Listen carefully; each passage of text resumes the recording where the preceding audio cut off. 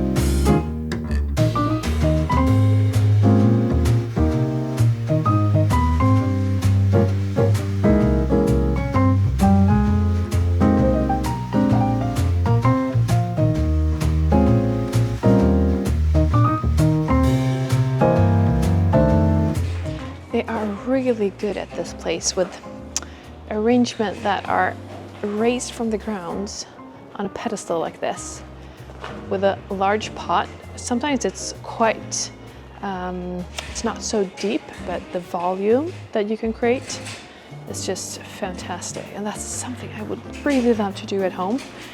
I just need to find a pedestal that's tall enough. I don't have one at the moment, but maybe I could use a shorter one that I do have. And I found in the corner over here, they have the discount area. I'm always searching for a good deal. And I found quite like a narrow, like a deep dish. I will show you. I think that could work for me.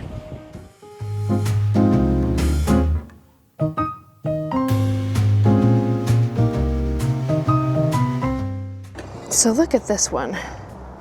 This is exactly what I'm looking for. And I've seen similar to these inside, where they planted a lot of nice plants, and it's just kind of flowing over the edge, and has a nice price too. I think I'm gonna get that one. So if I get that one, I could do something similar to this.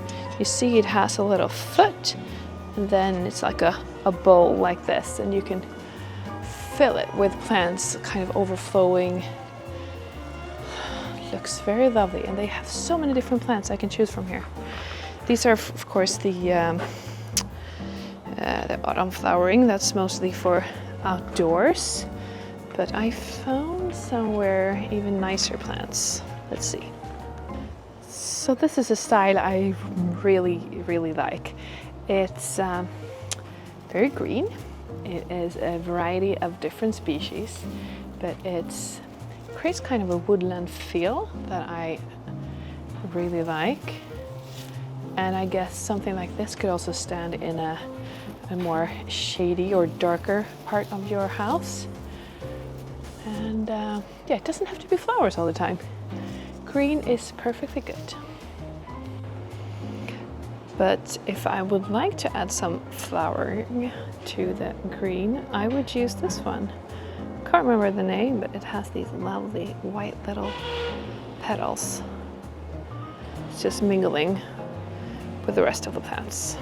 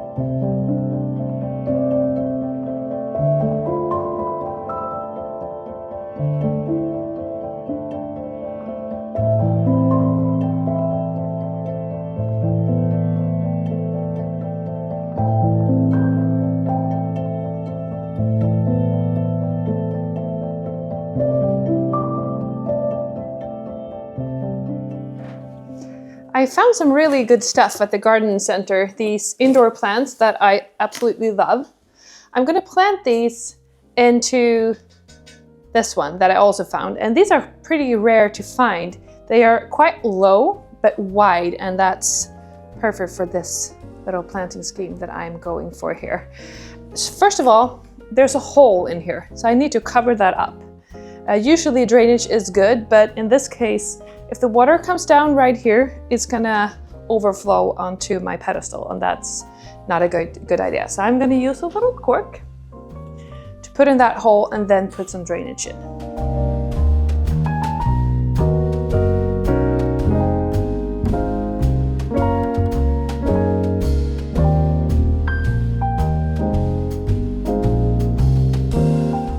I'm going to start with the tallest plant in the middle, and this is an asparagus, and I have a couple of these asparagus around the house, and it's a true favorite of mine. They have different varieties, so they look not exactly like this, all of them, but they are so fluffy. Love them. So it goes in the middle.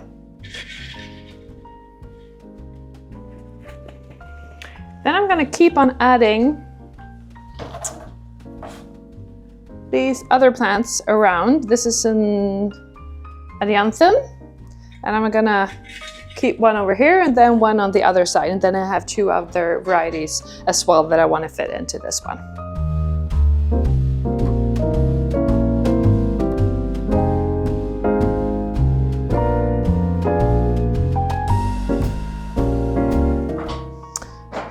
I also have a lovely little fern that I'm gonna add.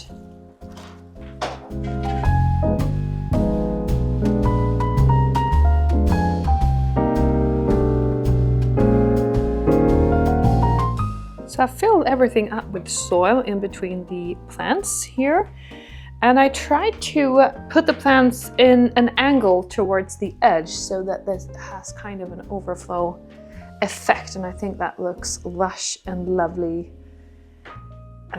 straight away. I don't have to wait for it to be established, because that is pretty nice.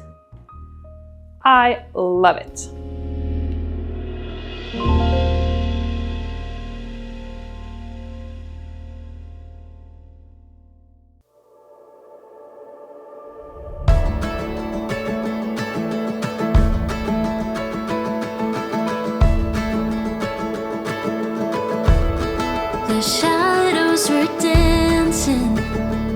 on the building's golden light when sunset glow. Bustling streets and busy traffic, walking hand in hand on our way home.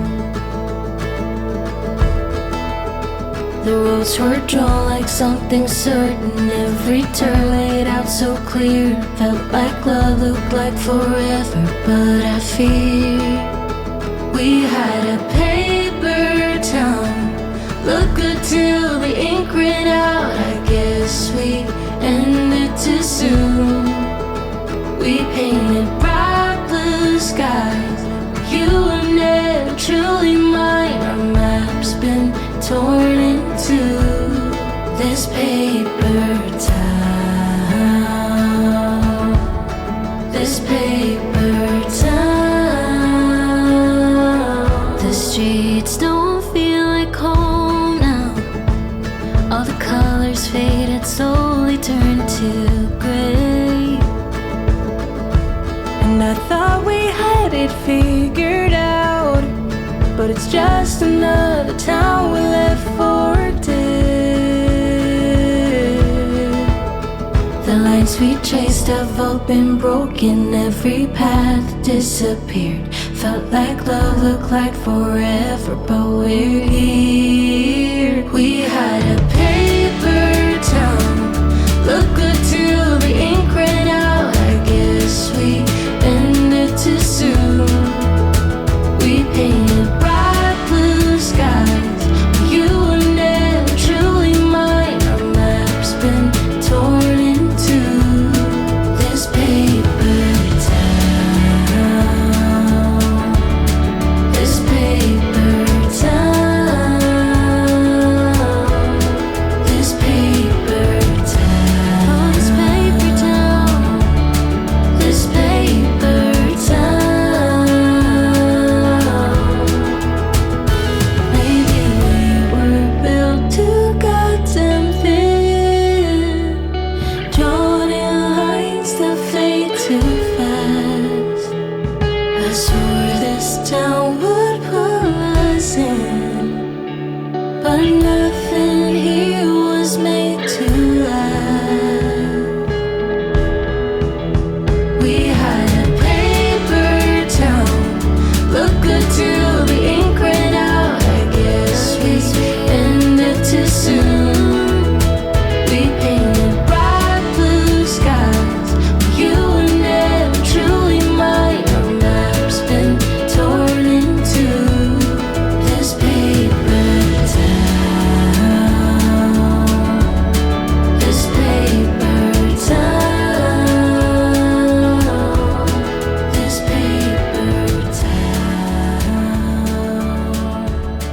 this paper town. So we finally got with the help of family and friends, of course, got the fallen tree out of the way that was blocking the mowers in the park, which is not a good thing because now we need to cut the last of this season before the frost and everything else hits. But we got it out of the way, which is beautiful. So now we can continue with other projects. I'm also thinking about what we can do with the logs that we now have laying around in the park. We can obviously make it into firewood, but we already have a lot of firewood, so we have no basic need for that at the moment. You could use it next season if you want to. But another thing we can do is to make some of these into benches, because some of them we've placed strategically in the park so that they would make for nice benches. And we do have a pretty nice slope where the kids go sleigh riding in the winter, and other kids as well. So that could actually make for a good bench if you just shave off the top with a chainsaw. That's another project for another day.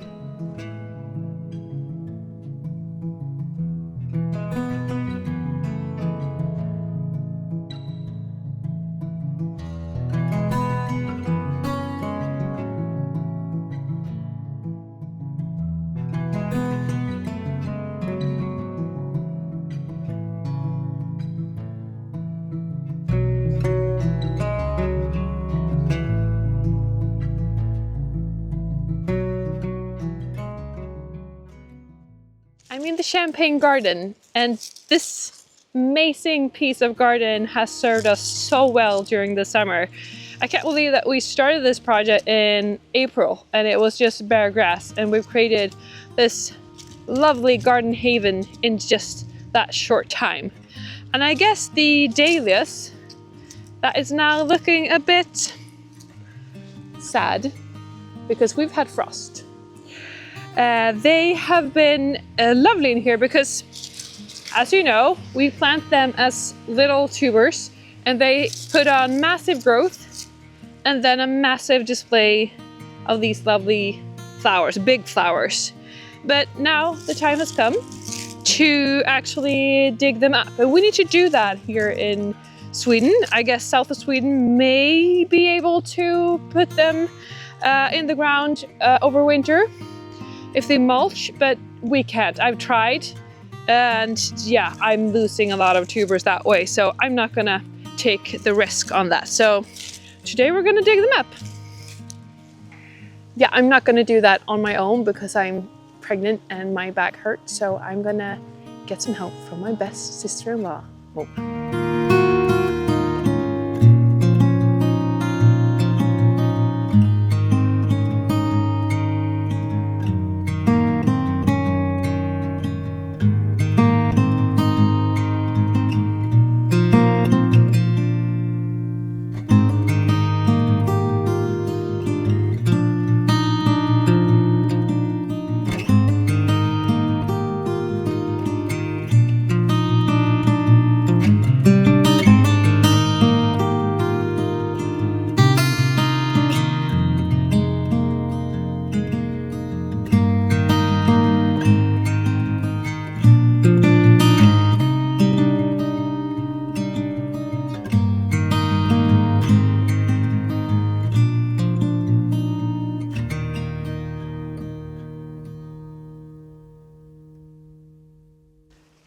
So what I'm doing here is to, first of all, remove the stalk and then to remove hopefully all the soil, but that could be a little tricky. I've seen some people, they use like a power hose to get all the dirt off, but then they also get very wet, and the thing is to kind of keep them dry.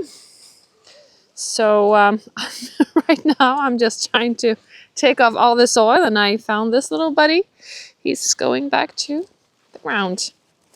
And I guess the other step is, of course, to dig up all of the bulbs, all of the tubers that I have here, but it takes a lot of time, and I think I'm going to be doing this, and Moa, please Moa, help me, like through November, because yeah, it takes time.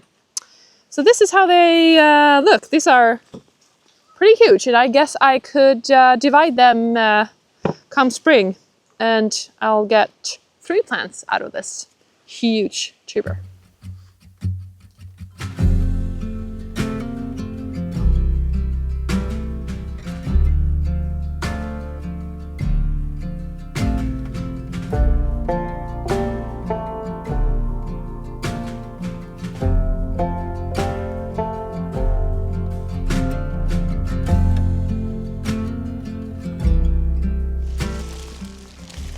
My wonderful Moa is helping me out, digging them up. Is this your favorite task in the garden, Moa?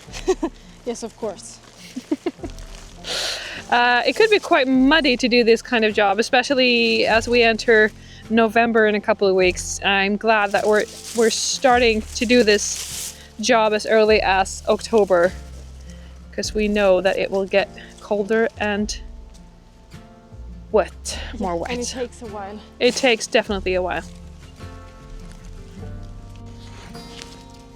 We've also been discussing if it's a good idea to keep planting dahlia tubers in this border in the future. And what do you think, Moa? I think it's quite a lot of work. Yes. And maybe with a baby and a toddler next year. Yes. It would be good to maybe plant them in an urn or something that we could more easily move. Ah, smart. Need to get a lot of urns, because yeah, we have a lot of tubers. I don't know if that's gonna decrease maintenance, but at least we don't need to dig them up in the border, which is quite messy. Yeah, we'll see if we can do that. I know myself, and come spring, and I'll probably say that it's the best idea ever to keep on planting, dig this inside the border because it looks absolutely lovely.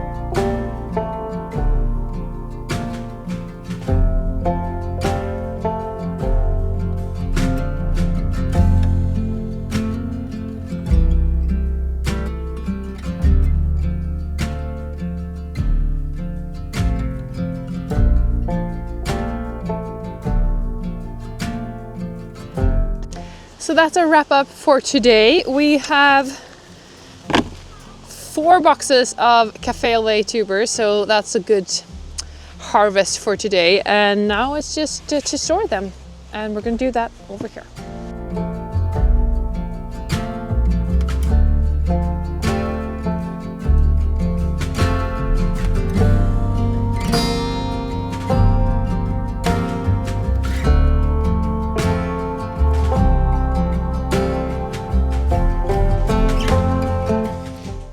And luckily I have this old freezer that Moa cleaned out for the wedding and was used as a freezer.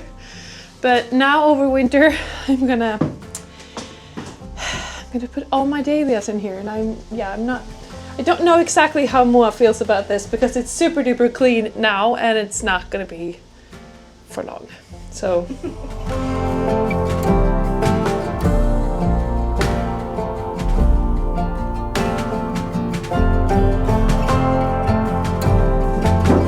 wow, Karl, you've come a long way. I've just seen you cutting a little bit piece by piece, but when it all comes together, you know, it looks beautiful. How do you feel? That's the benefit of doing a proper drawing before. Yes. You can spend the entire day just cutting up some wood, and then you get to the assembly point.